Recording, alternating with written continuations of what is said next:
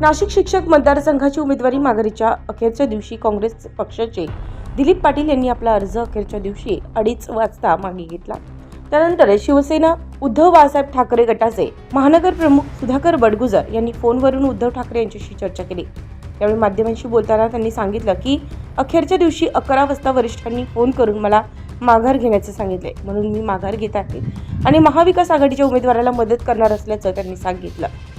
नाही, ते असं आहे, आपण त्या दिवशी जेव्हा 7 तारखेला आम्ही नामांकन अर्ज दाखल केला होता, त्या दिवशीच मी स्टेटमेंट दिली होती की आमचे वरिष्ठ जो निर्णय देतील तो आम्हाला मान्य राहील। त्याच्यामुळे वरिष्ठांचा निर्णय आला मला 10-11 वाजता आणि हे जे डिस्टन्स आहे साधारण नाशिक ते पारोळा 3.5-4 तासाचं थोडा वेळ लागला आहे। उत्तर महाराष्ट्र न्यूज नेटवर्कसाठी प्रवीण कुलथे, नाशिक रोड।